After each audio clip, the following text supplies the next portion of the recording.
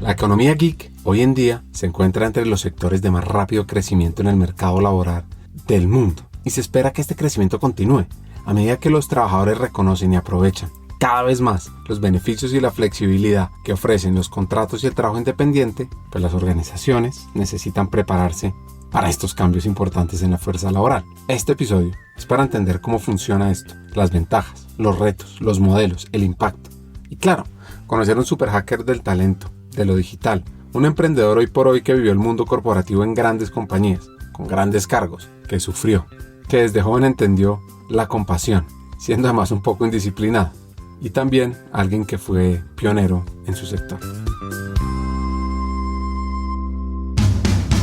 Hackers del Talento, el podcast que busca cambiar el juego por lo humano en Iberoamérica. Nuestra tercera temporada está enfocada en ti.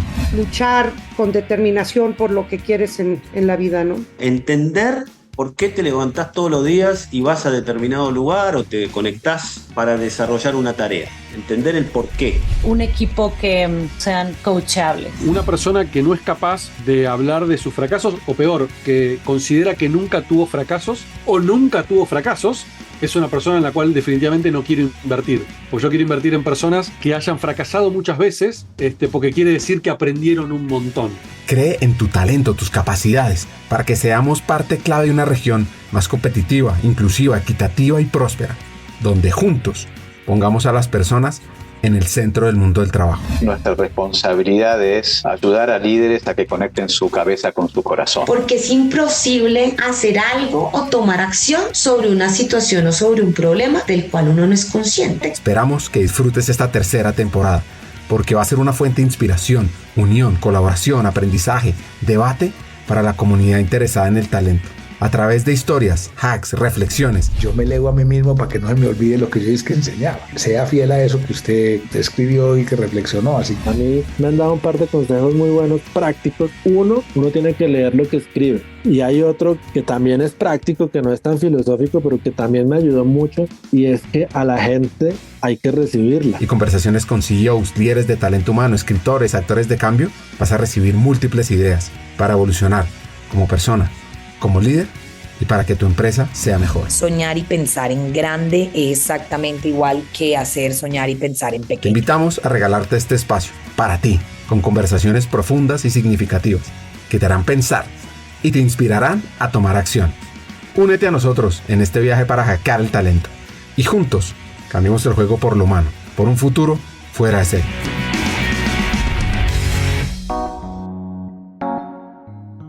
Nuestro invitado de hoy se llama Camilo Reina. Es fundador y CEO de Geek Company, una empresa y un concepto clave para la comunidad de hackers del talento, para aquellos que estén pensando en el futuro y sobre todo aquellos que quieran profundizar a lo largo del episodio sobre cómo incluir el talento geek en su día a día. Y antes de entender toda su historia, sus lecciones del mundo digital, voy a adelantarme un poco a la historia de Camilo. Imagínense ustedes que están en su cúspide de la carrera, o por lo menos eso piensan en ese momento, en esa carrera corporativa, en un gran cargo, en este caso, como vicepresidentes de mercado y transformación digital del retailer y empleador más importante de su país, en este caso Colombia, y deciden salir, pues Camilo era el vicepresidente de transformación digital y de mercadeo del éxito. Y esa es una pregunta que me hice yo muchas veces y me la hacen constantemente. Para mucha gente fue sorpresivo que yo dejara mi posición en el éxito por lo que usted estaba describiendo. El proceso incluso empieza un poquito antes de irme. El éxito, como todas las compañías, contrataba consultores y gente de equipos y tal. Y a mí en realidad nunca le he creído mucho a ese tipo de consultores. Y de pronto contratan a un español que se llama Álvaro González Alorda, que me retó tanto con muchas cosas de mi vida, que él fue yo siempre le digo que él tiene parte de la culpa de haberme ido del éxito, pero fue un personaje muy, muy especial y muy importante para mi vida en ese momento, porque en esa me hizo consciente de la necesidad del autodesarrollo y del autocrecimiento, no desde una óptica tan teórica como la mayoría de los consultores, sino muy desde el ser. Y es un tipo que además, yo no sé si usted ha leído sus libros o ha visto algo de él, pero lo recomiendo que lo lean. Él tiene 2 libros espectaculares, Cabeza, Corazón y Manos, y después sacó unos años después Riverview, que son dos novelas, pero dos novelas que tienen por debajo unas historias empresariales que muchas personas se pueden ver reflejadas con uno de los personajes o con varios. Entonces Álvaro me ayudó mucho como a entender un poco esa confrontación, como lo que a veces había pensado que era una ventaja mía de pronto que pudiera no serlo en el futuro. Y eso fue parte de lo que me llevó a pensar en algún punto en no querer conformarme con tener un salario determinado, una posición determinada y una visibilidad, y amando como amo el éxito, porque realmente lo que siento por el éxito es cariño, gratitud. Soy todavía muy cercano del éxito, me hablo mucho con la gente. Haber trabajado con Carlos Mario Giraldo, por ejemplo, fue una de esas cosas que uno dice, qué suerte haber tenido un jefe con esa calidad humana, con esa visión de negocios, de país, de etcétera. Entonces, pero esa pregunta de si en algún momento me arrepentí de irme del éxito, por fortuna la respuesta siempre ha sido no, por todo esto que le cuento. O sea, yo tomé la decisión de estar abierto a dar un paso al costado, no porque apareció otro trabajo, sino porque sentí que estaba listo para darlo y que la siguiente etapa del éxito posiblemente necesitaba a alguien diferente a mí y que alguien incluso lo podía hacer mejor que yo. Entonces, afortunadamente, nunca me martiricé por ver un letrero de Carulla y decir, uy, Carulla, cómo era de chévere, yo cómo soy de tonto. No, nunca se me fue por ahí. Se me fue más por el lado de caminar en demasiada agua sin saber qué hay debajo en el fondo. Sí, como que sin saber si había un hueco, si había un policía acostado, si había qué. Entonces, eso fue como el camino más complejo, con la tranquilidad absoluta de haber tomado la decisión correcta en el momento correcto de irme del éxito. Y ya todo lo que pasó en el año y medio siguiente, poco más, pues fue una mezcla de muchas cosas. Fue de volver a Bogotá, a una ciudad que no conocía. Increíblemente, pues cuando María José y yo nos fuimos, estábamos recién casados, nuestros amigos estaban como en la misma onda, pues de fiestas y de matrimonios y tal, y volvimos con 2 hijos. Bogotá con 2 hijos es una ciudad muy diferente. Y también, de alguna manera, sentí mucha soledad. En Bogotá, al final, no sé si puedo comparar a Bogotá con otra ciudad en ese sentido, porque era diferente. En Medellín teníamos nuestros amigos que se volvieron la familia, donde nos veíamos los sábados, nos veíamos los domingos, nos hacíamos una cosa, íbamos a fincas, etc. Y llegamos a Bogotá y como que cada uno de los amigos que tenemos está como en su cuenta. Entonces yo sentí mucha soledad al principio del año, mucho. Que eso también contribuía a ese hueco del que le estaba hablando. Por cierto, les recomiendo el episodio 143 con Álvaro González Alorta, llamado Cabeza, Corazón y Manos. Esta es la historia de la familia de Camilo, donde desde muy joven aprendió de la compasión y el amor incondicional. Bueno, mi infancia pues fue en Bogotá, en una casa, papá, mamá y hermanos. Yo soy el mayor de 3, me llevo 2,5 con el de la mitad, y con mi hermano menor, que se llama Felipe, que tiene síndrome de Down, pues ha sido una enseñanza de vida constante para mis papás y para Carlos y para mí, mis hermanos. Crecimos en una casa donde se premiaba mucho el deporte. De hecho, también vivíamos en un lugar en Bogotá donde podíamos estar mucho en la calle. Entonces, mis recuerdos de infancia son más de hacer deporte, de estar en la calle, de hacer una que otra necedad, pero no tanto de estar encerrado jugando videojuegos o tal. Entonces, pues muy desde temprana edad nos inculcaron como esa pasión por los deportes y un poquito la disciplina que eso trae, que a hoy es algo muy importante para mí. Mi papá ha sido una persona trabajadora toda la vida, médico, radiólogo, absolutamente consagrado a su profesión, estudioso. Yo me acuerdo que mi hermano y yo, ya un poquito más grandes, decíamos que de ver estudiar a mi papá tanto no queríamos estudiar medicina. Una familia muy amorosa y muy unida.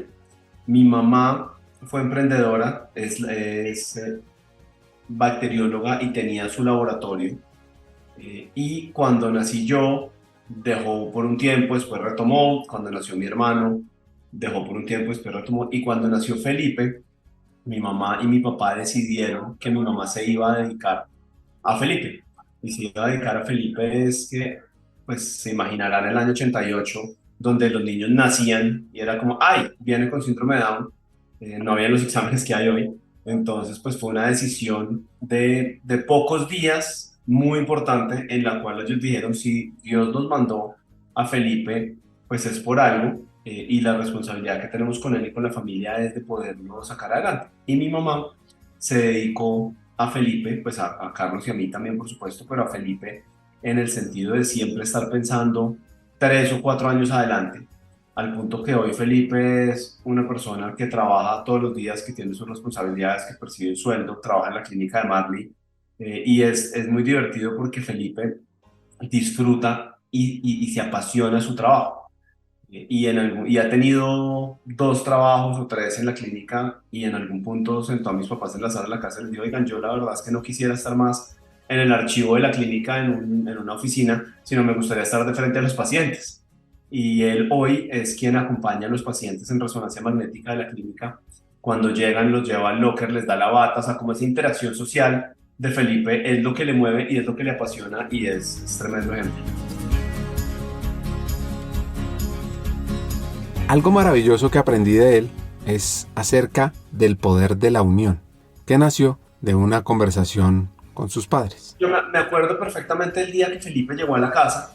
Yo tendría 6 años, mi hermano Carlos tendría 3, pero nos sentaron en el cuarto y nos presentaron a Felipe y nos dijeron, mi papá y mi mamá, Felipe es diferente, va a ser diferente, y esto nos va a unir mucho más como familia. No sé si estas fueron las palabras exactas o tal, pero todo lo que ha tenido con Felipe representa mucho amor.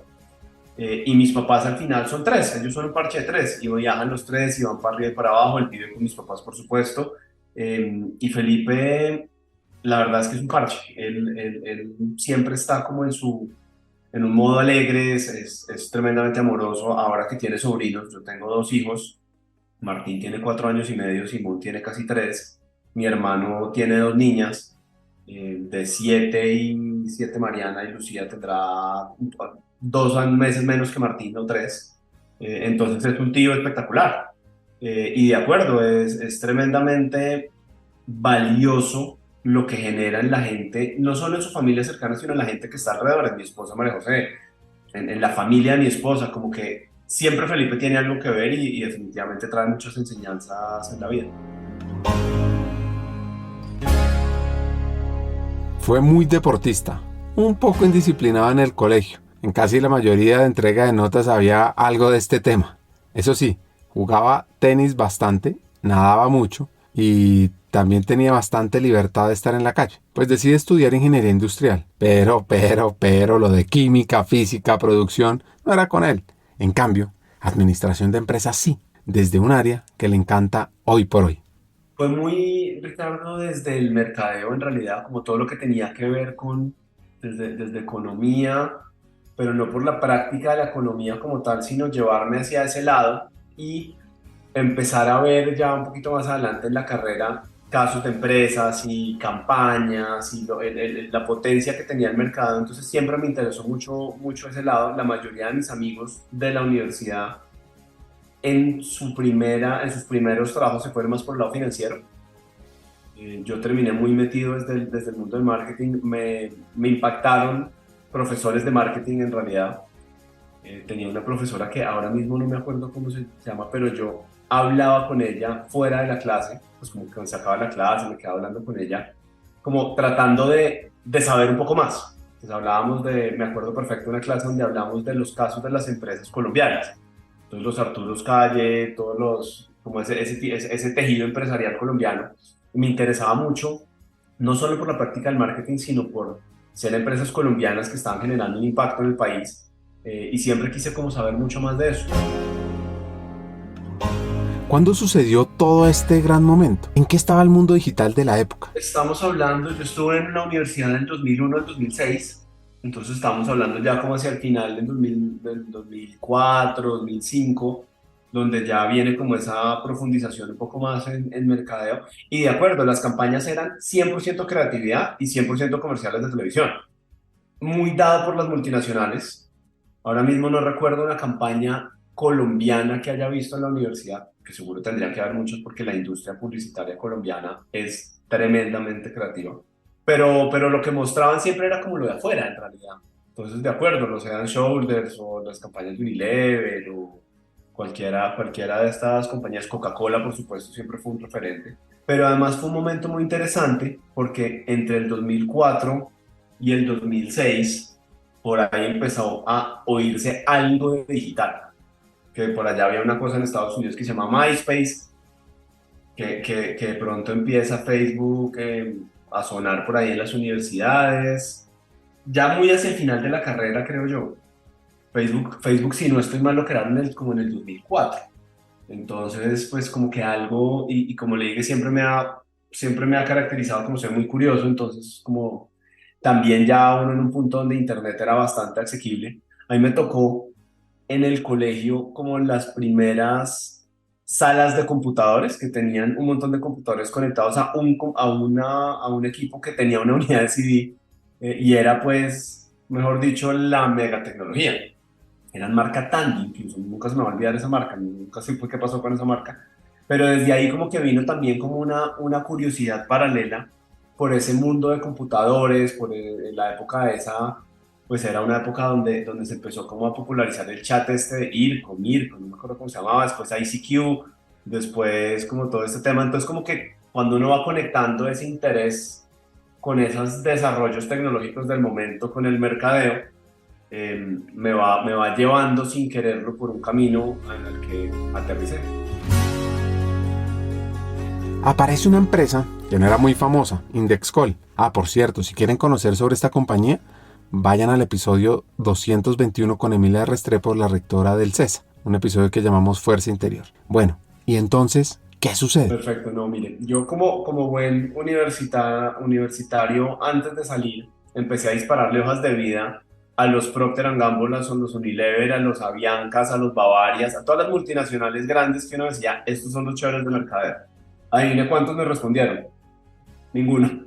Y dentro de todas esas disparadas de hojas de vida, me llaman de una cosa que se llamaba Indexcol. Y digo cosa no despectivo, sino porque no tenía ni idea qué era. Resulta que Indexcol era la primera agencia, estoy casi seguro que de Colombia, digital. Y yo no me había todavía graduado, me pareció interesante. Tenía clientes como Claro, como Johnson & Johnson, como algunas marcas de Bavaria, estaban como en ese proceso. Indexcol en ese año, pues si esto lo estoy hablando de los inicios del 2006 por ahí, se había vuelto el brazo digital de una o dos agencias tradicionales de medios. Entonces todo lo que ellos tenían que ver con digital se lo botaban a Indexcol y se lo botaban porque en esa época algunos de los directivos de esas compañías pensaban que digital era una moda.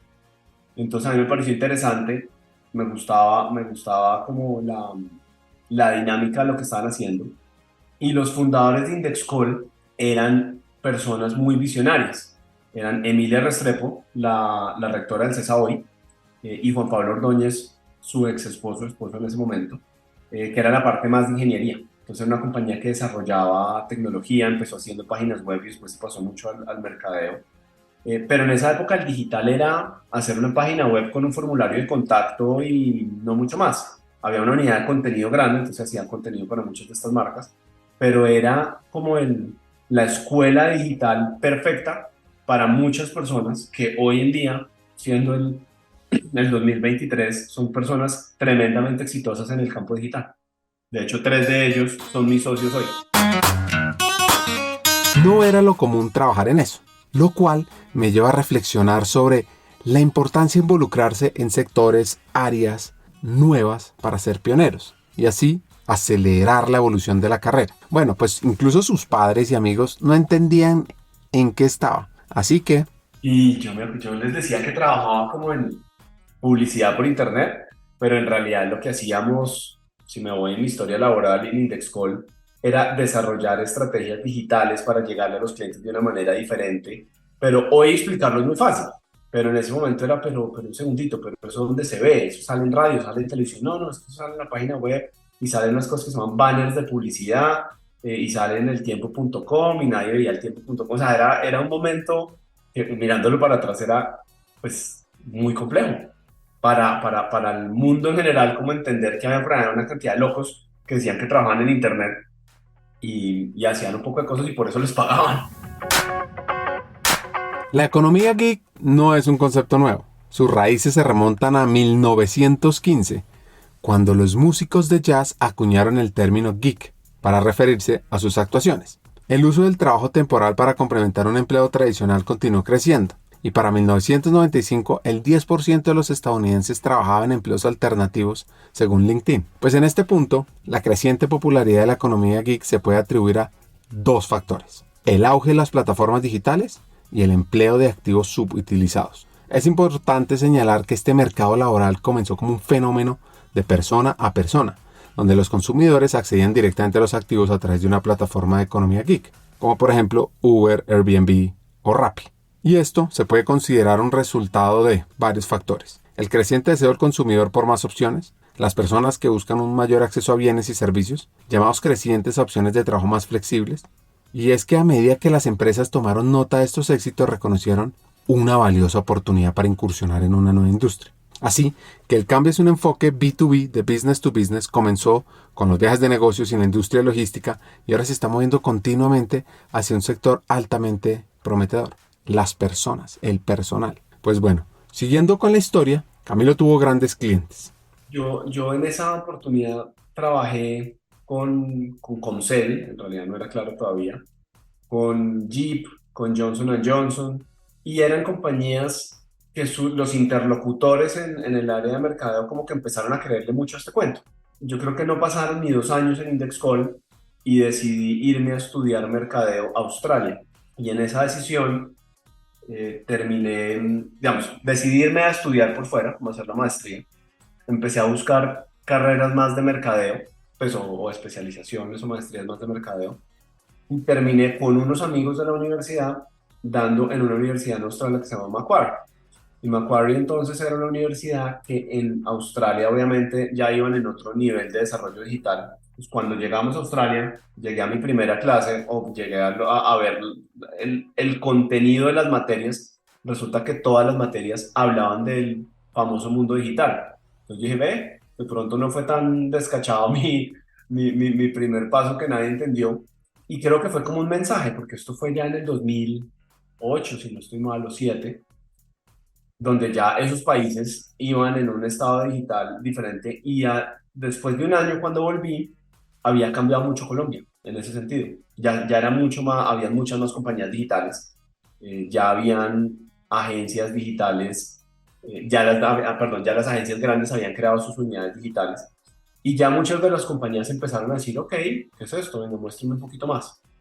Y ahí tuve la suerte de entrar a trabajar a Aerorepública antes de Copa. Me tocó toda la transición de la marca. Y mi rol era desarrollar Facebook, ya Facebook ahí ya era una cosa, ¿cierto? Y abrir Facebook, abrir Twitter, empezar a desarrollar las primeras estrategias de Copa, de Aerorepública, perdón, para captar usuarios que compraran por la página web.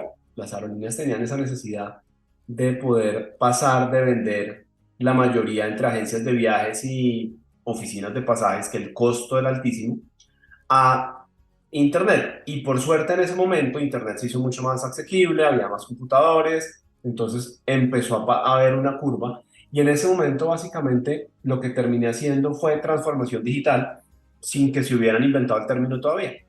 Pero era creación de páginas, tenía toda la parte de tecnología de conexión con los diferentes sistemas, y nos fue muy muy bien, nos premiaron en un par de foros internacionales de aerolíneas, y éramos un cliente muy importante para Google, que Google en ese momento estaba abriendo la oficina en Colombia.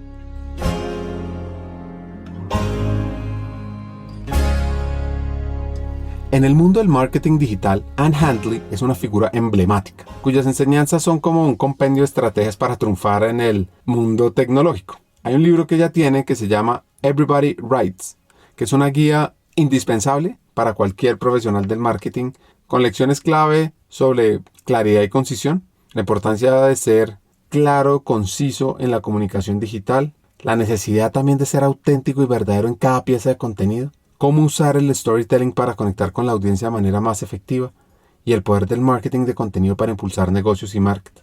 Además de cómo utilizar las plataformas digitales para maximizar el compromiso y la interacción. Pues Camilo decide cambiar y pasa a Copa Airlines. Estábamos liderando la parada en realidad. Cuando lo veíamos contra otras compañías similares o lo que estaba haciendo Copa, ya siendo Copa, ya habíamos hecho la transición y ya lo estaba haciendo no solo para Colombia, sino para una buena parte de la región.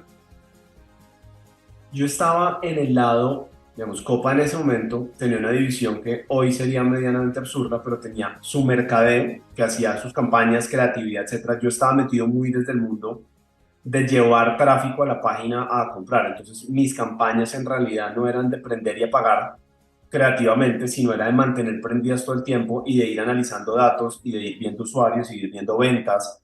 Y lo que desarrollamos fue unas prácticas en las cuales teníamos retroalimentación muy rápida y optimización de las campañas en Google y posteriormente en Facebook, lo que se denomina en el mundo digital como marketing de performance. Y eso logró que las ventas de las páginas de Copa pasaran de 4 o 5% del total de las ventas al 35 o 40 a lo largo de un par de años. Entonces, más que acordarme de una, me acuerdo perfectamente de las reuniones donde mi agencia era Indexcall, además, y las reuniones con el equipo que teníamos de Indexcall, que era un equipo de cracks, consagradísimos a aprender, a seguir preguntando. Entonces me retaban mucho en el sentido, venga, pero ¿por qué se cayeron los pasajeros del vuelo Bogotá-San Andrés? Y era como tratar de entender desde el negocio y cómo traducíamos las necesidades del manejo de caja de la compañía, ¿cierto? El revenue management de las aerolíneas es una cosa tremendamente espectacular y científica, a traducirlo ya a lo que hacíamos nosotros, que era pues llevarle pasajeros a esas rutas. Las industrias a lo largo del tiempo se han ido digitalizando en momentos muy diferentes. Las primeras en hacerlo fueron las aerolíneas, porque el costo, como lo decía, el costo de distribución era tremendamente diferente el digital del no digital, pero además es que estaba en el momento donde la gente empezó a comprar por internet y lo primero que se compraba por internet eran pasajes. Entonces también vuelve y juega un punto en el que la pasión, la curiosidad y la suerte me van llevando por ese camino. Y ese camino al final nos ganó mucha visibilidad dentro de Google, no solo la oficina de Colombia, que tendría 5 o 6 personas, sino un poco más Google Latinoamérica, que decía, oiga, yo quiero saber a esta gente allá en Bogotá y en Panamá qué están haciendo. Nos fuimos a un par de foros internacionales a contar los casos de éxito que habíamos logrado desarrollar y así.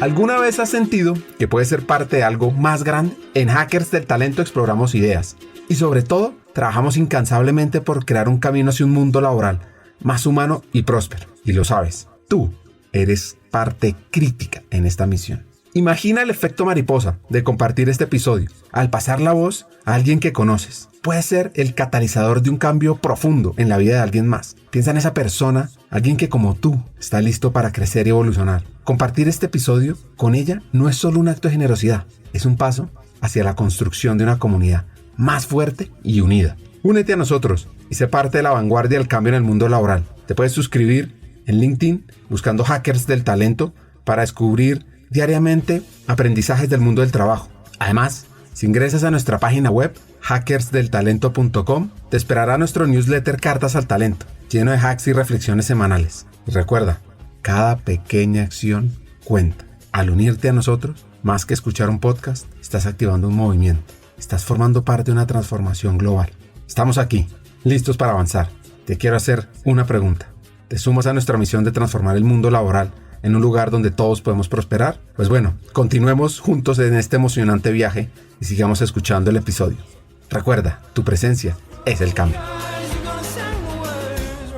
Volvamos al mundo de la economía geek y su creciente popularidad sigue desarrollándose. Ahora, es importante reflexionar sobre algunos desafíos de esta manera de trabajar. 1. Clasificación incorrecta de los trabajadores. Y es acerca de la negación de los derechos laborales básicos que tienen los empleados en el empleo tradicional, porque esta inseguridad económica incluye la falta de salario mínimo, pago de horas extra, coberturas de seguros de empleo, tiempo libre pagado, contribuciones del empleador a los ahorros de jubilación y más. Entonces, es importante señalar que la clasificación errónea de mano de obra por parte de una empresa de economía geek está sujeta a demandas y es posible reclasificar a los trabajadores bajo ciertas condiciones. 2. Otro punto importante es la falta de seguridad laboral. Muchos trabajadores han experimentado desafíos en la economía geek en forma de reducción de la seguridad laboral, viendo el trabajo en plataformas como una carrera hacia el fondo, donde las empresas buscan llenar posiciones al menor costo posible.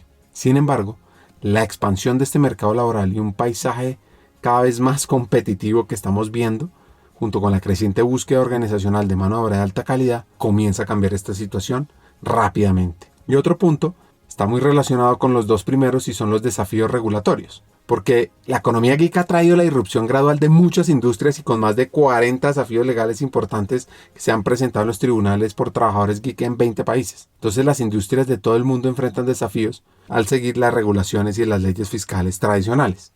Por lo cual, el crecimiento exponencial de esta economía laboral, estos desafíos clave, pues están llevando a que generemos cambios, tanto de empleadores como de fuerza laboral contingente o geek. Y aunque será posible superar estas dificultades de la noche a la mañana, no va a ser. El paisaje empresarial colectivo está dando pasos hacia la dirección correcta, pero hay que ir más rápido. Muy contento en Copa. Me encantaba, o sea, usted no se imagina lo que me gustaba mi trabajo. Creo que solo hablaba de mi trabajo, cosa que después me di cuenta que no era tan buena. Pero justo como tuvimos tanta visibilidad con Google, un día me llama Francisco Forero, gran amigo, ex compañero de Google, y me dice: Camilo, estamos buscando una posición en Google que ayude a transformar el negocio de las agencias que compran Google en Centroamérica. Y usted, que viene de conocer muy bien Centroamérica, pasar tanto tiempo en Panamá, no le interesa. Y pues cuando uno en ese momento, 2000, ¿qué fue eso? 2008, si no estoy mal. No, perdón, 2012. Le dicen a uno: véngase a trabajar a Google. Pues Google era como el Disney del mundo digital. Entonces por eso me fui y me empiezo a trabajar en Google el primer año, yo creo, con este rol en Centroamérica, de estar viajando entre Panamá, Costa Rica y Puerto Rico, principalmente Panamá, ayudándoles a las agencias a diseñar modelos de negocio nuevos que pudieran ofrecerle a sus clientes Google de una manera que fuera rentable. Entonces, esa fue otra experiencia de transformación digital sin haberse inventado el término para las agencias. Imagina un garaje en Menlo Park, California, año 96, donde dos jóvenes estudiantes de doctorado, Larry Page y Sergey Brin, se embarcan en un proyecto que cambiaría el mundo digital. Su visión: organizar la información del mundo y hacerla accesible. Así nace Google, un nombre que pronto se convertiría en sinónimo de búsqueda en Internet. La cultura de trabajo de esta compañía se destaca por su enfoque en innovación y creatividad. En las oficinas se encuentran espacios diseñados para fomentar colaboración e inspiración, que reflejan una filosofía de trabajo donde la libertad y la responsabilidad van de la mano cuando uno está buscando lo extraordinario. Al final, en Google cada día es una aventura en la frontera de la tecnología y la imaginación. Ahora, ¿cómo le fue a Camilo en Google? ¿Cómo fue esa experiencia? Ricardo, la experiencia en Google fue chocante porque obviamente era una compañía de una naturaleza, de una cultura muy diferente a la de Copa. Entonces, como le dije ahorita, yo siento que cuando yo estaba en Copa era un tipo medianamente cansón con el tema del trabajo y lo que estamos haciendo, y la verdad es que nos iba tan bien que teníamos como mucho de qué creernos, y yo lo exteriorizaba, creo que de más. Entonces, parte de ese choque, para mí tremendamente positivo, fue que Google, siendo la compañía que es, teniendo el poder que tiene, hacía que la gente sintiera que tenía que ser mucho más humilde. Y eso para mí fue una confrontación dura al principio, porque claro, no venía de entonces ser la estrella, y no solo yo, sino diferentes personas que entraban a Google. Todos los que entraban eran gente tremendamente buena, pero gente que venía de tener oficina, secretaria, gente que venía de ser la estrella máxima en donde venía. Y de un momento llegamos a una oficina donde estábamos todos, cada uno en un escritorio idéntico al del otro lado, la country manager tenía el mismo escritorio que teníamos nosotros, y cosas desde el mismo diseño de las formas de trabajar, de los equipos, de ser equipos pequeños en realidad, especialmente pues yo debía haber sido, no sé, el octavo o noveno que entré a Google en Colombia. Pues éramos una oficina muy chiquita donde todos hacíamos de todo. Y Google trataba que fuera Nueva York o Silicon Valley donde tenía la mayor cantidad de gente, o Bogotá, la cultura de Google se sintiera. Y lo que trataban de enseñarnos era como, no se las sabe todas, piénselo siempre fuera de la caja. No me acuerdo exactamente pues de los nombres que tenía Google, pero esos son como mis aprendizajes del momento. Y que las ideas y la creatividad pueden estar en cualquier parte, las jerarquías pues existen por supuesto, pero no son como tan marcadas en ese sentido. Y desde el punto de vista de evaluación de desempeño, de la misma bienvenida a la compañía, el proceso de onboarding en Google, en esa época era, usted va a Argentina donde ya hay una oficina de Google y después va a Nueva York, creo que me mandaron a mí. Es un proceso donde Google le dedicaba a usted por lo menos un mes, donde no esperaban que usted llegara y al día siguiente rindiera. Y eso era un cambio de mentalidad muy grande, porque muchas de las compañías incluso hoy contratan a una persona y esperan que al día siguiente esté produciendo plata y dando resultados. Google le da a uno el tiempo y ellos tenían estimado que esa curva oscilaba como entre 4 y 7 meses, más o menos, dependiendo del cargo, dependiendo del nivel, etc. Y otra forma que tenía Google de ver el talento era cargo y nivel. Pues yo podía ser agency manager, creo que se llamaba mi primer cargo, y entré siendo nivel 5, pero podía haber un agency manager nivel 3. Lo que determinaba las responsabilidades y la compensación era el nivel, no el cargo. Entonces, de alguna manera le quitan a usted como usted se puede llamar manager, pero hay manager que o es más grande o es más chiquito con el que tiene que trabajar. Y también tiene una política de ir creciendo a la gente. Yo me imagino que eso se mantiene todavía. Creo que 6 meses hay un ciclo de promociones. Entonces los jefes tienen que hacer un caso de por qué nominan a Ricardo Pineda para el siguiente nivel, y cuando cambia de nivel puede no cambiar de cargo. Pero después, para acceder a otros cargos en Colombia o en otros países, uno tendría que ser un cierto nivel. Entonces como que toda esa forma de manejo del talento alinea mucho a la compañía. Fue la primera vez que yo tuve algún tipo de aproximación a trabajar por OKRs. Hoy es mucho más fácil encontrar compañías que trabajan de ese tipo, pero en ese momento era muy raro. Y era muy cansón. Además, era muy demandante de tiempo el tener que sentarse uno y decir, ok, voy a hacer mi perf y voy a escribir mis OKRs del siguiente trimestre, y creo que eran trimestrales. Entonces era un proceso muy demandante donde realmente decíamos, qué pereza, nos toca hacer perf. Pero viéndolo hoy, el proceso de performance de Google de la época, supongo que eso ha evolucionado. Uno tenía que escribir como su autoevaluación sobre sus OKRs, sobre diferentes cosas, y después poner reseñas de gente con la que uno trabajara. Entonces ellos lo evaluaban a uno, no solo el jefe, sino podía ser, o sea, no solo el jefe, ni si tenía gente debajo, pues la gente debajo, sino, no sé, el abogado o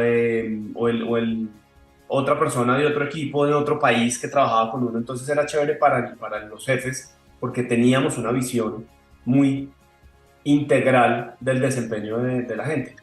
Y las promociones se hacían en consenso. Los gerentes o los managers como de igual nivel evaluaban a todo el resto de los de abajo, y de ahí van decidiendo las promociones, y es un proceso que se hace desde abajo hacia arriba.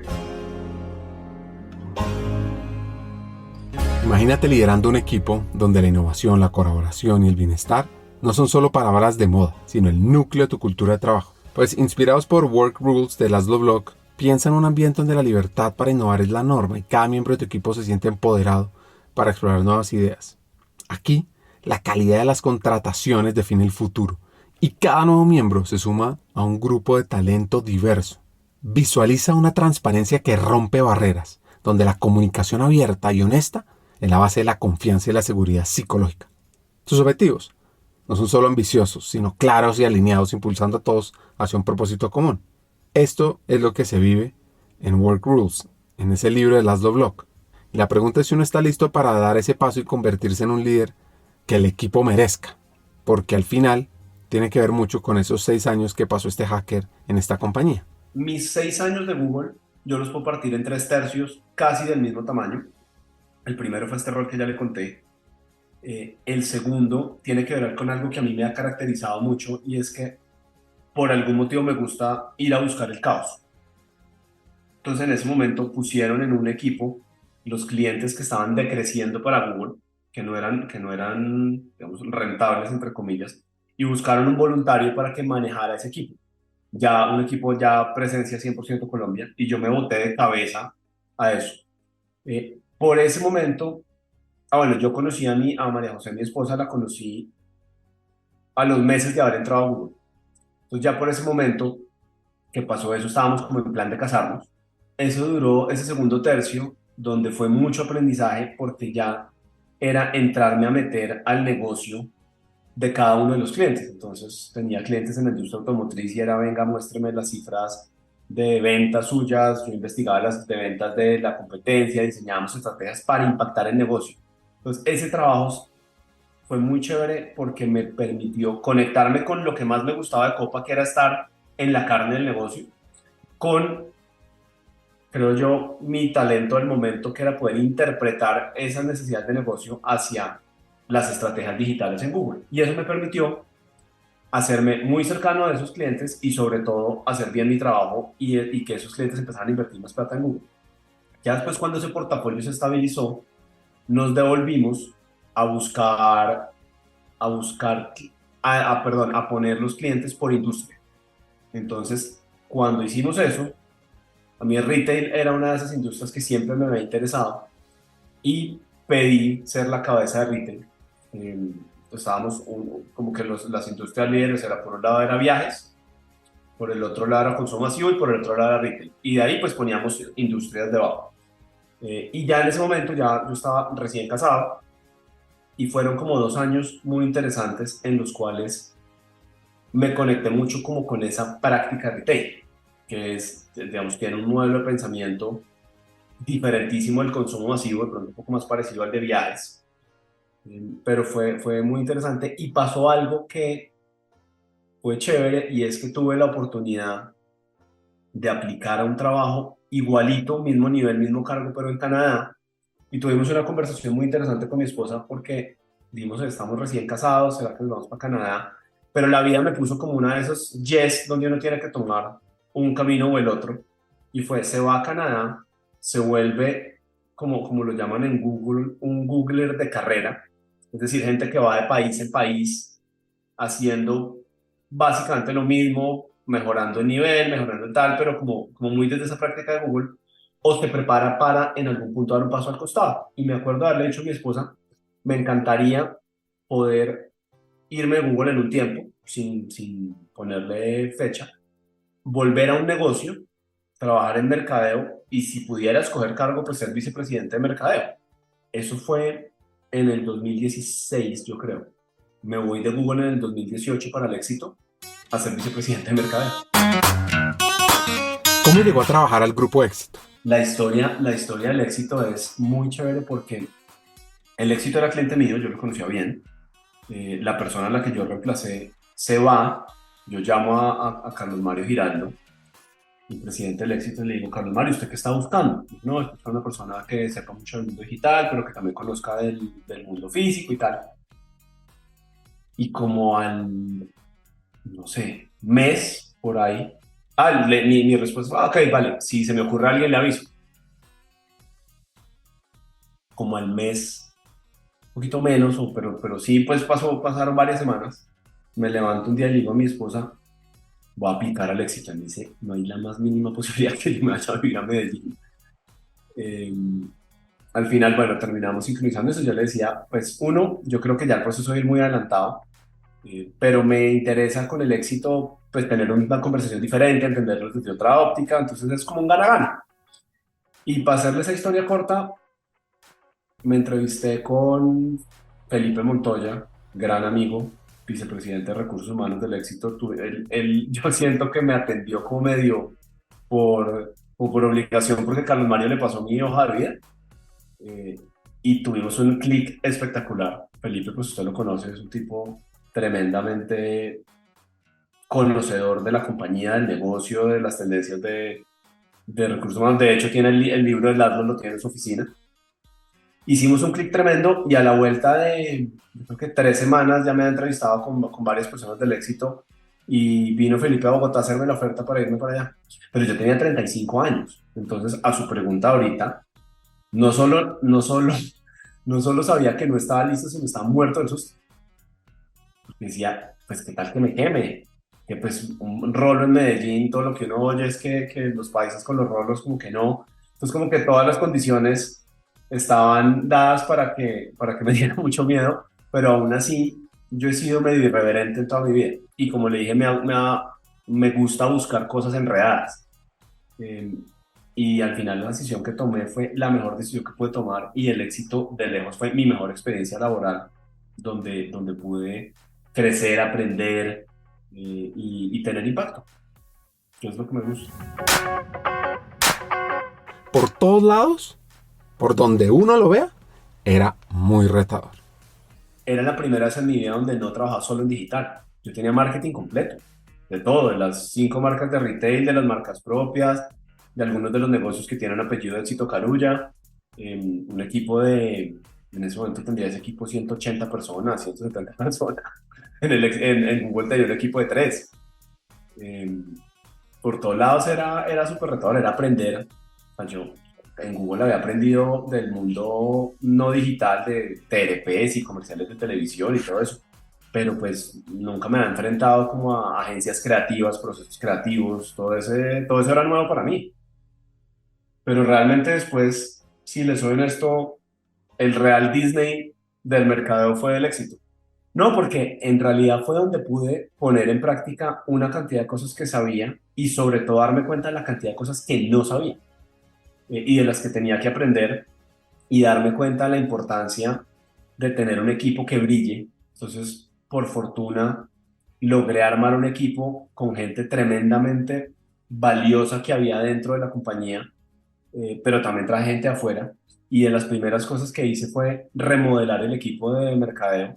Y yo siempre he dicho que eso fue como hacerle una cirugía de corazón abierto a un maratonista corriendo la maratón. Porque el éxito es una compañía, usted ya lo dijo, de un tamaño y de unas dimensiones que realmente uno solo se da cuenta de lo grande y lo importante que es cuando está dentro.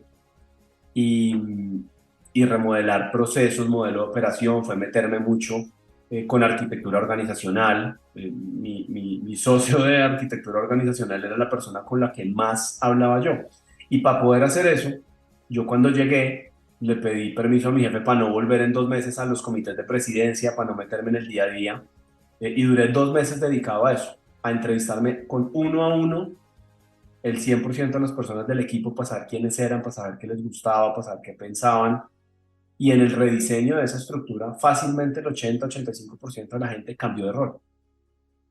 Porque el éxito venía haciendo unas cosas muy buenas y yo recibí unas bases y una gente tremenda de la persona a la que le recibí.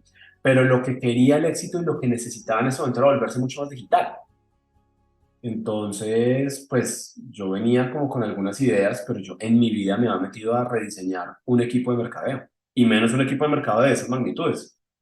Entonces me apoyé muchísimo de Felipe Montoya y de su equipo de diseño, de arquitectura organizacional, donde primero como que tratábamos de traducir el negocio a las necesidades, a las personas. Hicimos un modelo de operación que en el primer año yo creo que debió haber tenido unas 3 iteraciones, donde decíamos, pucha, pusimos este equipo aquí, no sirve, pasémoslo para el otro lado.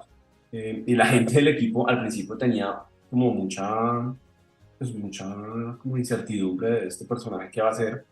Incluso los medios tenían incertidumbre, es decir, viene un man de Google, entonces ahora toda la inversión se va a ir para digital. Entonces yo tenía que quitarme muchos de esos paradigmas también de televisión. Es importante, es importantísimo. Radio sigue siendo tremendamente importante. Hoy en el 2023 siguen siendo importantes. Y entender mucho desde esa óptica de mercadeo. Y una frase que dije en algún momento que se me volvió como una insignia en el éxito es que nosotros no éramos un equipo de marketing digital, sino un equipo que tenía que ser marketing en un mundo digital. Y con esa frase, de alguna manera, fue que terminamos diseñando y haciendo y cambiando los modelos de operación, no solo del éxito, sino de las agencias. Nos metimos en Sancho, nos metimos en Ogilvy a poder conectar cables para que lo que producíamos en un lado llegara bien al otro y así. Y eso nunca paró en los 4 años que estuve. Siempre fue un ser vivo. ¿Cómo fue el proceso de transformación digital? De tener esa mentalidad de pensar en qué comercial de televisión voy a salir, a pensar en el mundo de las redes sociales. Mire, fue un proceso en el cual el equipo de mercadeo, como le digo, era muy bueno traduciendo conceptos hacia todo lo que no era digital. Entonces, televisión, radio, pues el éxito es de los mayores anunciantes del país. Está fácilmente en el top 3. Entonces, es una compañía muy importante para los medios como industria. Pero los procesos digitales para mí es un proceso de pensamiento, más que de algo técnico, es una forma de pensar, es retar a la agencia y decirle, oiga, no me presente la campaña pensando en un comercial de televisión de 30 segundos, preséntemelo en una story de Instagram, o más adelante pues TikTok. Entonces lo que hicimos esencialmente fue entender cómo íbamos a traducir las necesidades del negocio, del día a día, que no son menores. El éxito, pues el equipo de mercado en el éxito tiene demasiados interlocutores internos. Traducir eso a la forma de llegarle a los clientes de la mejor manera, o sea, con el mensaje correcto, en el momento correcto, en el dispositivo correcto. Porque si yo a usted le llego, Ricardo, por no sé, un mensaje de texto y funciona, pues realmente a mi mamá lo que le funciona es que le mandemos una invitación a la promoción del éxito física a su casa en un papelito cerrado que diga señora Carmen Alicia Ramírez. Y entonces entender mucho desde los clientes, desde la naturaleza de los clientes, y desde ahí diseñar un equipo de tecnología de mercadeo que tiene equipo con gente con mentalidad, pero tiene tecnología. Entonces en esto tuvimos que hacer partícipe a nuestros amigos de tecnología, que muchas veces pelean mucho con mercado en el éxito. Y tuve la fortuna que el gerente de tecnología realmente quería hacer cosas de innovación y nos abrió como un camino especial para que las cosas de mercado pasaran por una autopista diferente. Y era esencialmente en el diseño conectar como esas redes de conversación internas de la compañía con perfiles y roles dentro del equipo de mercadeo y derechos de decisión también.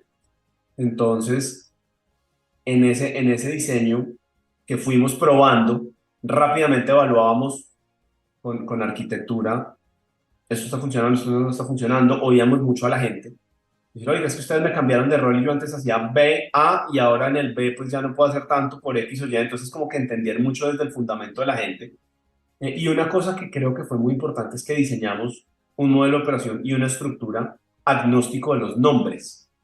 Yo a veces siento que las compañías pecan por hacer estructuras en personigramas. No es que Ricardo es bueno, pero de pronto no se lleva tan bien con este colega, entonces pongámoslo más bien acá para que trabaje bien, pero de pronto no le encontramos el potencial.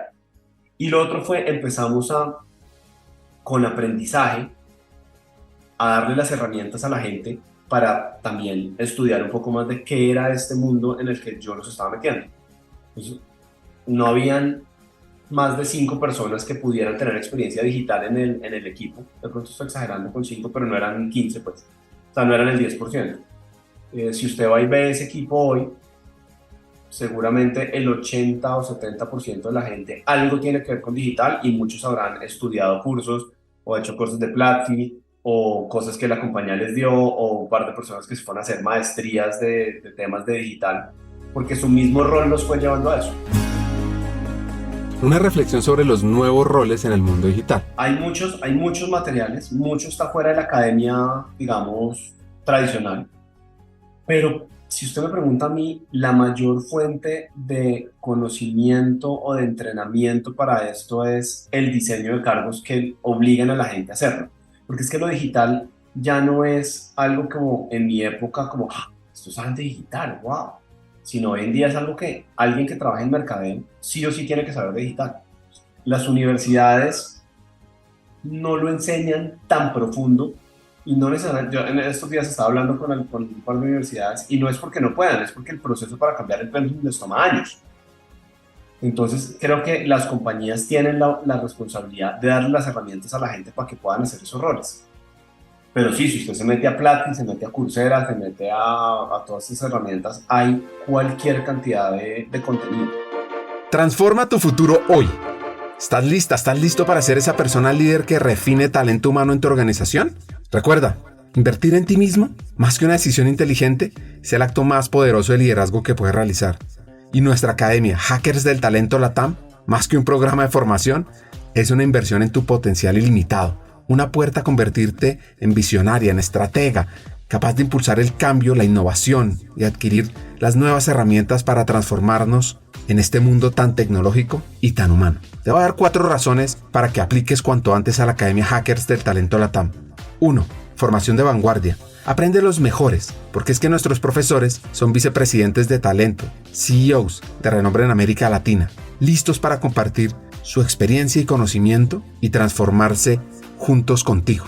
2. Conéctate con una comunidad de élite. Al unirte, te integrarás a una red de profesionales con ambición, con sueños, que enriquecen tu camino profesional y personal, con una gran experiencia laboral, que además probablemente se convertirán en buenos amigos tuyos. 3. Contenido revolucionario y actualizado. Nuestro currículo abarca temas clave para tu futuro, desde estrategia, antropotec, mindset para hackear el talento, liderazgo, impacto, influencia, conocimiento del negocio, analítica de personas, inteligencia artificial. Mejor dicho, te vamos a dar herramientas para que te posiciones y estés a la vanguardia en tu área, en people, en gestión de lo humano. Y por último, la experiencia educativa es de alto impacto. Nuestro enfoque innovador combina teoría y práctica, retos de transformación, coaching entre pares, acceso a cientos de contenidos asincrónicos y mucho más. Y al final, lo que estamos haciendo es garantizar un aprendizaje dinámico y profundo.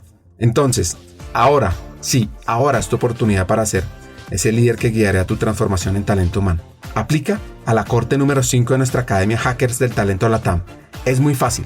Ve a hackersdeltalento.com y ahí encontrarás toda la información para que te atrevas a hacer el cambio, a ser ese líder excepcional que el mundo necesita. El futuro del talento te espera. Comienza con la decisión de ser más, de impactar más. Invierte en ti y sé el líder del mañana.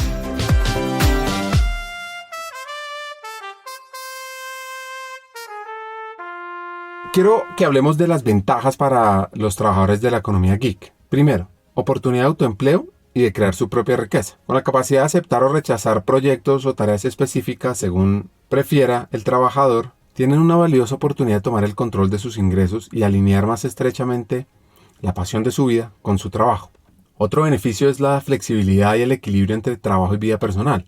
Los trabajadores temporales también tienen una mayor flexibilidad en términos de sus horarios laborales, asumiendo proyectos cuando más les convenga, lo cual está demostrando ser un factor clave para fomentar un equilibrio adecuado entre trabajo y vida personal. Según Pew Research Center, el 49% de los trabajadores independientes y contratistas independientes dijeron que la capacidad de establecer sus propias horas es el factor más importante al trabajar en la economía geek. Y 3, es una fuente adicional de ingresos, porque los trabajadores en la economía geek representan nuevas vías para que las personas obtengan ingresos adicionales, incluso para aquellos que ya están empleados.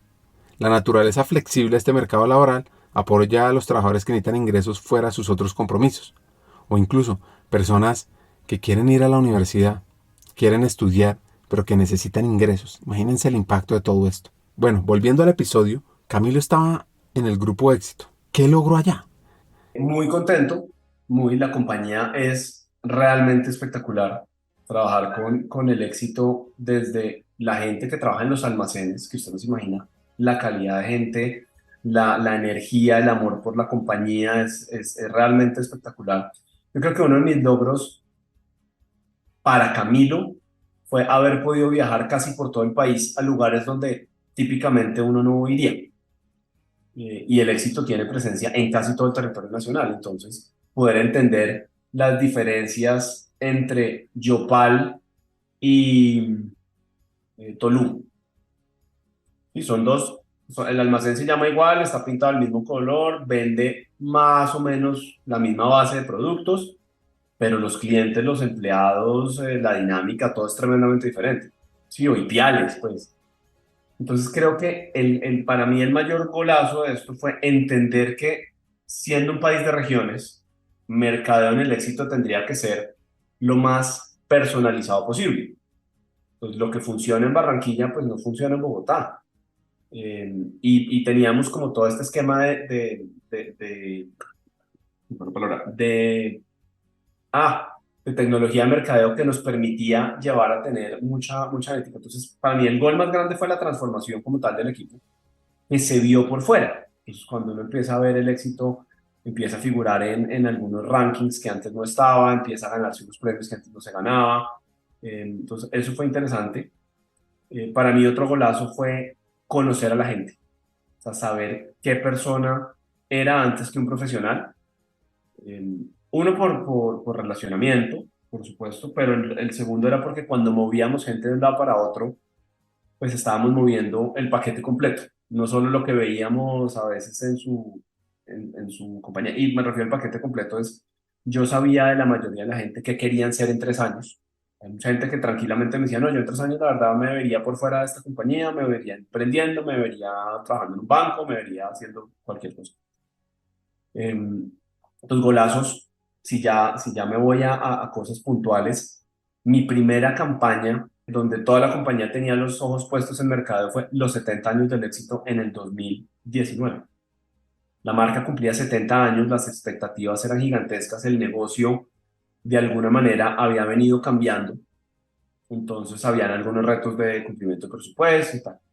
Entonces esa primera campaña fue como, ok, vale, todo lo que dijeron que iban a hacer, todo lo que cambiaron las agencias, eso cómo se ve. Y la campaña, si usted busca en YouTube, por ejemplo, 70 años éxito, la campaña fue una cosa que tocó corazones, que le recordó de alguna manera a la gente, o más que le recordó, le confirmó a la gente que el éxito ha estado durante todas las etapas de la vida y se vio en los números. Y no solo se vio en los números de esa promoción que fue en febrero, se vio en los números de la promoción y la creativa que hicimos en junio y la que hicimos entre septiembre y octubre, que es la tercera. Y a la luz de la compañía, a la luz de la industria de mercadeo, se empezó a ver como, oiga, estos manes, ¿dónde salieron? Tenía unas bases que recibí tremendas, pero pues esto ya era ponerlo mucho más en esa vanguardia. Chicharrones, cualquier cantidad, decisiones que tomamos malas, donde una promoción, afortunadamente no las grandes, sino las pequeñas, en los primeros días no vendían sino el 50% del presupuesto, y la presión en una compañía de retail por el día a día, pues que la venta se construye uno a uno de los 360 días del año. Entonces, un día malo, 2 días malos, 3 días malos, una semana mala, es difícilmente recuperable. Entonces, sí, embarradas muchísimas, muchos aprendizajes, pero lo importante no era no embarrarlas, sino aprender por qué la embarramos y seguir mejorando. Da un paso al costado, como vimos al comienzo del episodio. Quiere seguir evolucionando. La historia tiene que haber algo con lo de Google, muy patrón mío, como decir, ok, yo dónde me veo entre esos 5 años. Y por algún motivo dije, me encanta lo que hago, pero no me veo haciendo los 5 años más. Y de alguna manera también sentí como esa planadora corporativa, que a veces pasa que no tengo nada en contra de la planadora, pues hay gente que ya 20 años haciéndola, su rol en unas compañías espectaculares y lo respeto muchísimo, pero yo no quería ser así. Entonces yo no quería levantarme 5 años después y decir, uy, fui 10 años vicepresidente de Mercado del Éxito, sí, es un cargo muy chévere, tiene visibilidad y tal, pero en ese momento con mi esposa ya existían mis 2 hijos y dijimos, pues sería de pronto un momento de pensar en devolvernos a vivir a Bogotá, que yo creo que con el éxito se hubiera podido, pero se nos juntaron muchas cosas, como una necesidad de acercar a los niños a mis papás, que tienen 4 nietos y ninguno vivía en Bogotá, a mi suegra, a mi cuñada, a la familia en general, que somos muy familiares. También, pues, donde ya el mayor estábamos empezando a hacer procesos de colegio y tal, pues, María José en un punto dijo también, mi vida laboral está más en Bogotá. Entonces, como que muchas cosas nos llamaron así, vamos para Bogotá, y con ese sentimiento mío de no querer que me pasara la planadora, estuve abierto a ver opciones. Cosa que no lo había estado pues en ningún momento en los 4 años larguitos anteriores. Y dentro de esas opciones, en algún punto le dije a mi esposa, pues una startup es como la razón por la cual muchas de las compañías hacen transformación digital me parecería interesante.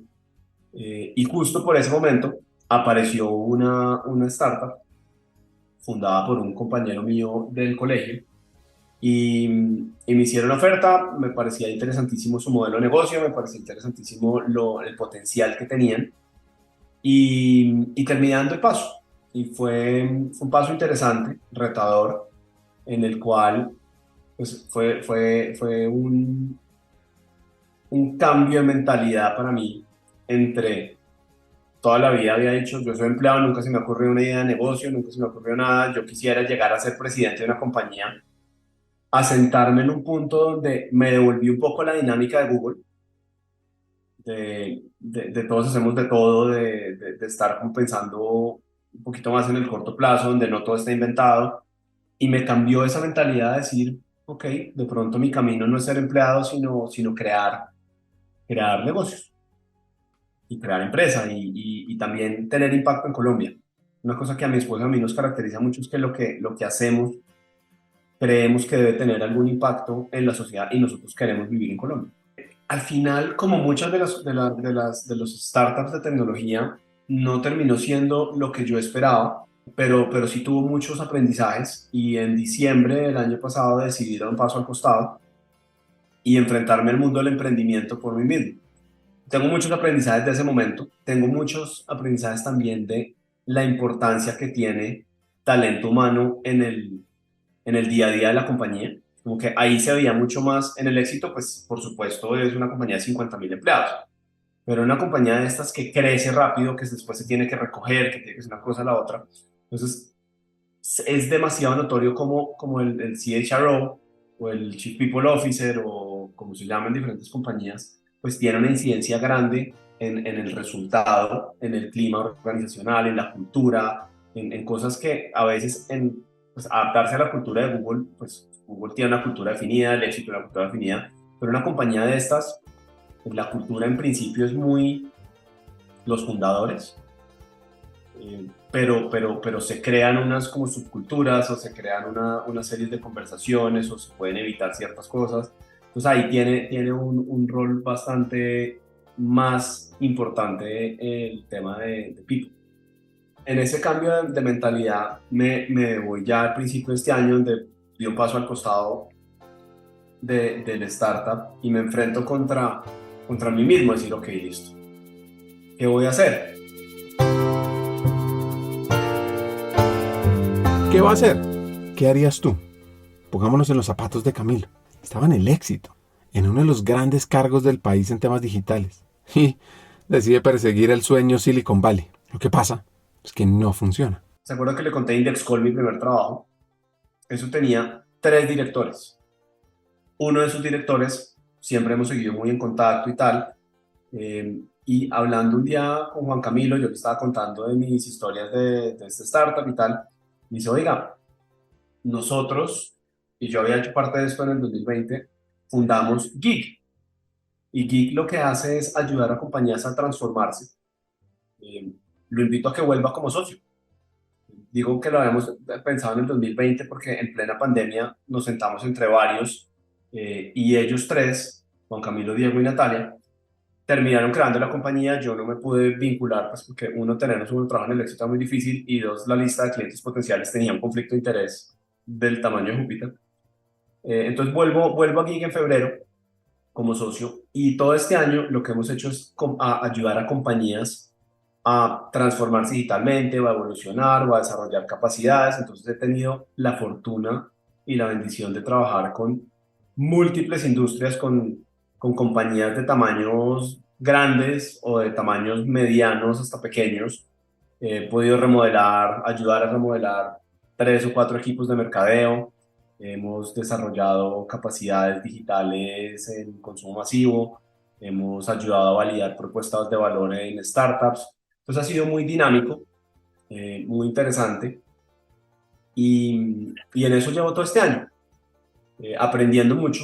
Siento que el cambiar digamos, en un transcurso de 2 años, de tener un equipo gigante, de vivir en Medellín, a venirme a vivir a Bogotá, en tener un equipo más chiquito en el emprendimiento, en el startup, y a hoy que trabajo armando equipos a la medida de clientes, pues no tengo un equipo fijo. Tengo una persona que trabaja conmigo, que es un espectáculo, Carlos Sánchez, y mis socios, que somos como el equipo donde entre los cuatro decimos, ok, listo, tenemos este reto de esta compañía, ¿cómo lo afrontamos? Esto lo afronta más desde la experiencia de Diego, que es un poco más de contenido, o la de Juan Camilo, que es más de contenido para marcas, o desde la Natalia, que de pronto viene un poquito más desde tecnología, o desde la mía, y armamos con eso equipos. Entonces, cómo funciona aquí es un poco como nosotros visualizamos el futuro del talento, y es que las compañías puedan acceder al mejor talento que puedan, que ya conozca de alguna manera del reto o de cómo solucionar el problema que tienen, y lo ponemos en las compañías por el tiempo y en la calidad necesaria. Pueden ser desde unas pocas horas a la semana con un equipo abajo que les ayude a ejecutar, hasta sentarles a esa misma persona por una semana, 3 semanas, 2 meses, etcétera. Entonces somos muy desde eso, y por eso la compañía se llama Gig, porque nosotros básicamente creemos mucho en ese gig economy, en esa posibilidad de que una persona profesional brillante pueda trabajar para 2 o 3 compañías, 2 o 3 proyectos al tiempo. Y estamos viendo que hay gente que está dando pasos fuera de las compañías, o de las compañías tradicionales, o de los startups, que por la crisis de los startups salió mucha gente muy talentosa, que de pronto no se quiere volver a emplear. Entonces estamos viendo que ahí hay un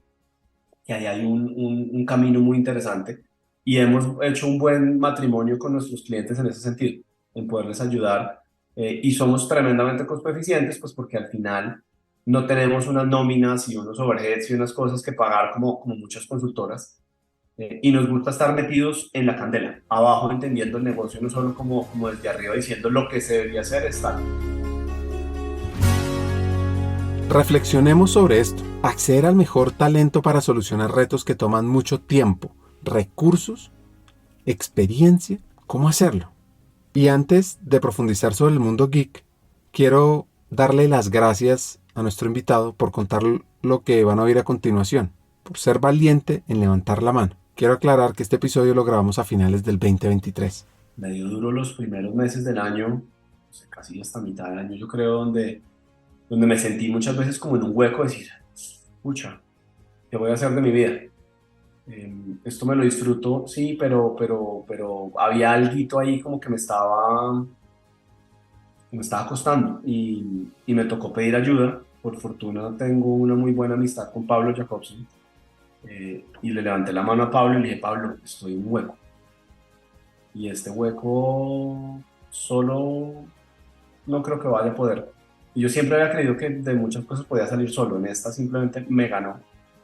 Y tuve la ayuda de Pablo, me refirió con un par de personas que me ayudaron mucho como a entender temas diferentes como de la personalidad, de por qué uno reacciona o piensa ciertas cosas, de irme hasta lo más profundo de mi alma, en decir, ok, aquí hay algo que debería mover, desbloquear, hablarlo. Entonces ha sido un proceso muy bonito, donde ya hoy, estando en noviembre ya, creo que soy muy diferente al que era hace un año, y muy diferente del que era hace 10 cuando entré a Google. Y ese es el proceso como de evolución constante que quiero tener y que me gusta tener. Y eso me lleva al hoy. Hoy estoy en un proceso donde Geek es muy importante para mí, donde Geek me da la posibilidad de crear impacto en diferentes compañías. Yo he podido tener impacto en Copa, impacto en el éxito, pero desde Geek este año hemos impactado, no sé, 10, 12 compañías en las que hemos trabajado. Eso es chévere, pero también estoy en un momento en el que se me están juntando toda mi experiencia laboral, toda mi curiosidad y ganas de aprender más, mi, digamos, talento, diría yo, digital, y mi pasión por el ciclismo. Y nosotros en el éxito habíamos contratado a Egan Bernal como figura de marca, como validador. Recién se ganó el Tour de Francia. Cuando yo me voy del éxito el año pasado, vengo a Bogotá, él se acaba de accidentar. Y le dije, Egan, pues me voy del éxito y tal, y seguimos en contacto. Y dije, bueno, pues chévere, conozco a Egan Bernal, el tipo es un putas, ojalá se recupere, el tipo tiene una mentalidad realmente admirable. Y lo que terminó pasando en ese año es que sin pretenderlo y sin forzarlo, Egan y yo nos hicimos amiguísimos, muy cercanos. Egan hoy en día es una persona muy especial para mí. Y hoy nos estamos asociando, o nos asociamos, y estamos creando empresa. Egan y yo estamos en este momento, diseñamos todos estos últimos meses una compañía que gira en torno al ciclista amateur, pero también una compañía que ayude a Egan y a Camilo a devolverle a la sociedad mucho de lo que ha recibido. Entonces, en esas estamos.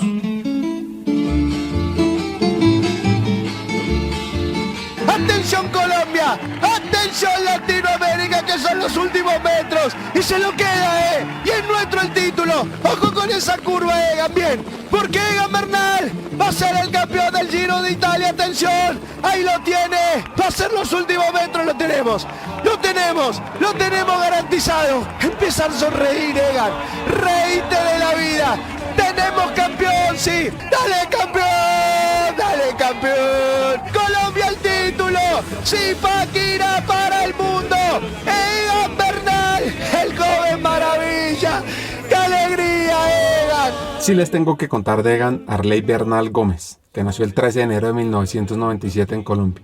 Se crió en Zipaquirá, de donde son sus padres, Germán y Flor Gómez. Sin embargo, el nombre, de origen gaélico escocés, se lo dio el médico porque sonaba a dios griego. El amor por la bicicleta es una herencia, ya que su padre fue ciclista cuando joven. Pues no llegó a los niveles de su hijo, pero sí le sirvió para guiarlo mucho a él. Egan comenzó montando a los 5 años en una linda bicicleta amarilla, pequeña, con ruedas auxiliares, que no le fueron muy útiles. Como dice él, nunca aprendió a montar en bici con las rueditas. No sé cómo hacía porque con las rueditas siempre iba para el piso. Entonces mi papá un día cansado dijo, le voy a quitar las rueditas a ver si aprende o se va para el piso. Pues primero se fue para el piso y luego aprendió, pero sin las rueditas. Lo dijo en una entrevista en televisión. Pues sin casco propio y nada más que una bicicleta, su primera competencia fue a los 8. Pese a cierta resistencia de su padre, porque él no quería que fuera ciclista por la experiencia del papá en el ciclismo. Pero ganó. Y el premio consistía en una beca para entrenar en un instituto, que dio pie a este camino. Ya en el 2017, cuando llevaba apenas un año como ciclista de ruta, le preguntaron cómo afrontaba el éxito. Y él respondió, no es que haya ganado un Tour de Francia, he hecho buenas carreras, pero tengo mucho por mejorar. Lo que pasa es que sus palabras perdieron vigencia, imagínense, el 28 de julio de 2019, cuando orgullosamente lo vimos vestido de amarillo en los Campos Elíseos. Pues bueno, volviendo a Camilo, ¿cuáles fueron las respuestas que fue encontrando esas grandes preguntas? Qué orgulloso me siento de ser un buen colombiano. Ricardo, yo dentro de todo este proceso abrí muchas puertas en mi cabeza y en mi corazón, tratando de buscar. Yo he sido un tipo muy racional toda la vida, tratando de buscar muchas respuestas a preguntas que tenía. Encontré respuestas, no encontré las respuestas que quería, pero también parte de lo que me salió como en una última terapia que hice de respiración fue lo que me llegó como, ok, ya es tiempo de empezar a cerrar puertas, más que seguir abriendo. Y eso, si lo traduzco al hoy, está en lo que estoy haciendo con Geek, está en lo que, o sea, me confirma que lo que estoy haciendo con Geek y sobre todo las personas con las que lo estoy haciendo es lo correcto.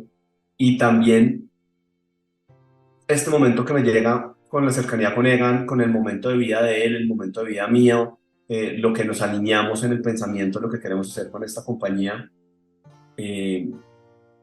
no se hubiera podido dar hace 6 meses, creo yo, porque no estaba ni en el modo mental, ni estaba como tan seguro de qué quería hacer. Yo hoy tengo clarísimo que quiero hacer empresa, que quiero generar impacto, que quiero ayudar a transformar la vida de la gente si no quiero que suene demasiado como soñador, sino realmente así sea a pequeña escala o a mediana escala poderlo hacer. Y estoy muy en paz con no querer estar en un mundo corporativo. O sea, lo estoy de alguna manera en Geek con las interacciones que tengo con las compañías, pero no me veo en este momento empleando.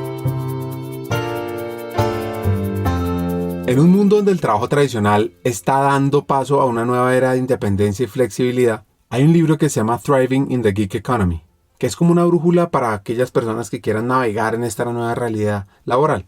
El autor McGovern revela un poco de qué se trata el trabajo geek, los empleos de corta duración que están redefiniendo el panorama laboral, desde cosas básicas como el conductor de Uber hasta CEOs interinos. Porque al final, si uno se pone a pensar, en este caso en Estados Unidos, que es parte de los 44 millones de estadounidenses que ya están surfeando en la gig economy, pues necesita uno tener una guía, saber aprovechar las habilidades que cada uno tiene. Como conductor o como CEO interino, se le comienzan a abrir a uno muchas puertas. Y para los empresarios, el capítulo sobre la demanda de la gig economy es una mina de oro de conocimiento, porque al final comienza a ver cómo las industrias pueden ser costo eficientes, maximizar la creatividad y la agilidad de un negocio. Entonces, el futuro del trabajo tiene un gran componente de economía geek. 100%, o sea, coincido 100% con usted. Para mí esto es el futuro del trabajo y por eso es que Juan Camilo, Diego, Natalia y yo estamos tan metidos en el modelo de geek, en lo que queremos hacer. No queremos ser una consultora. En Estados Unidos y en Europa ya se empieza a ver mucho más. Y piense que al final es coger y bajar lo que a veces pasa en las juntas directivas, que una compañía mediana dice, no, yo nombro al presidente de este banco en la junta directiva porque me da cierta visión. Entonces eso ya venía pasando, pero lo que hacemos nosotros y lo que estamos viendo es que a veces desde la visión, la compañía, por no poder acceder al talento correcto, pues no puede bajarlo a la vida real. Nosotros hemos trabajado con compañías medianas, recientemente estamos trabajando con una compañía pequeña en Medellín. O sea, tiene una gente, tiene un buen talento, pero para lo que ellos quisieran hacer, pues con la gente interna no tiene. Entonces nosotros estamos, entre Natalia, mi socia y yo, trabajándole, ayudarles a ellos a rediseñar un par de procesos, un par de unidades de negocio.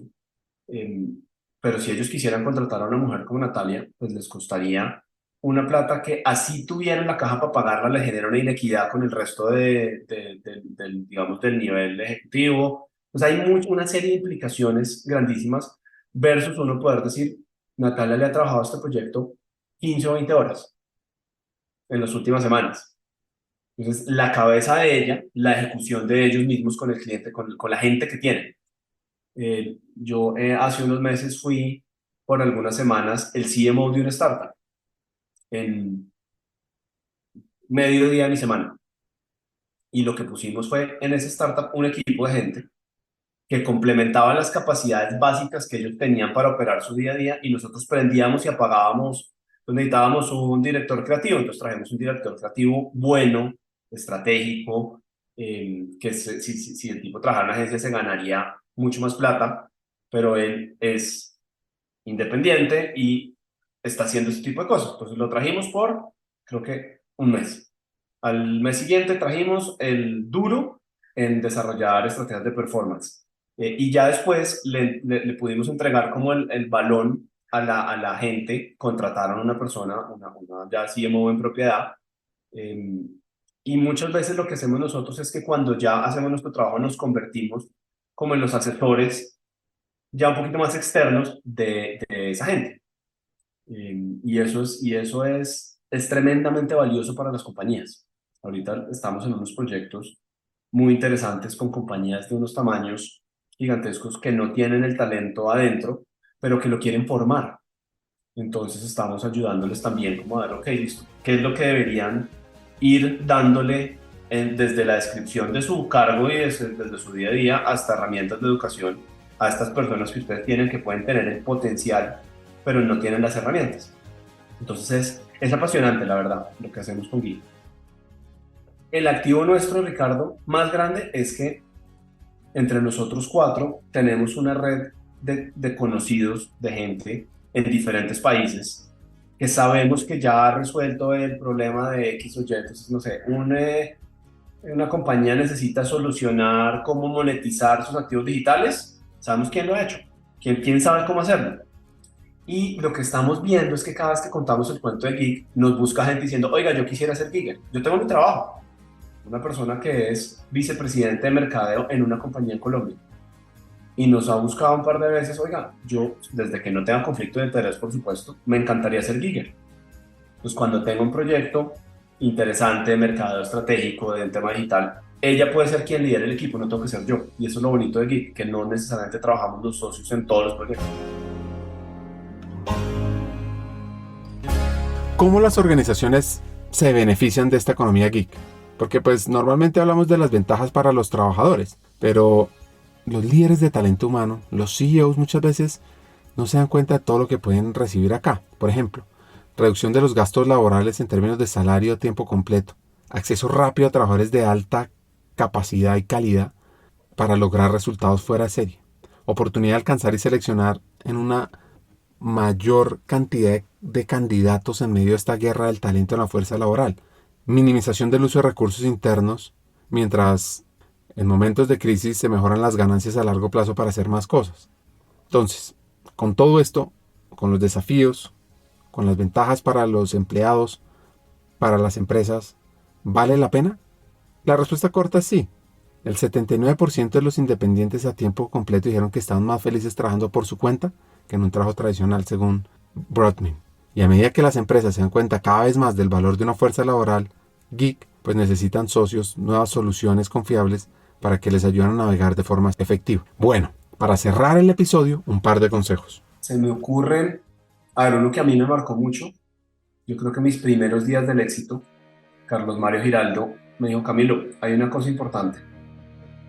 Y es que la silla donde usted está sentado no es suya, es de los accionistas.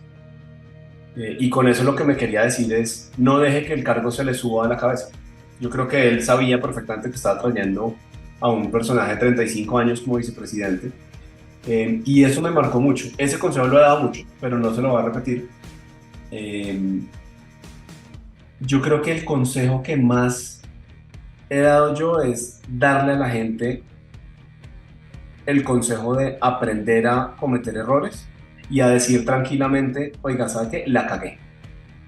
Porque en el mundo laboral a la gente usualmente le da pánico decirle al jefe o decirle al accionista o decirle a alguien, uy, aquí como que hubo un error, sino tratan es como de tratar de minimizarlo y tal. Entonces yo siempre le digo a la gente, dígalo de frente, un error al final lo comete cualquiera, ya si el error es reiterativo, ese es otro problema. Pero sí, son como los dos que se me vienen a la mente. Conversar con Camilo Reina lo motiva a uno a aventurarse, a tomar decisiones arriesgadas y mucho más. Aquí vienen mis 3 hacks. El primero, las compañías deben adoptar el modelo geek si quieren acelerar ciertas áreas, proyectos y sobrepasar más rápido y mejor los retos del negocio. 2, sí o sí, debemos aprender a levantar la mano para pedir ayuda y también fomentar que otros también lo hagan. Y 3, la silla en la que te sientas en el mundo del trabajo es prestada. Hazlo mejor por los accionistas, por los dueños, por la comunidad. Y no te sientas con el ego inflado solo porque tienes un cargo con un gran título en una gran compañía. Recuerda que es temporal y así serás más humilde y más crítico con lo que haces. Hasta un siguiente episodio y sigamos hackeando el talento.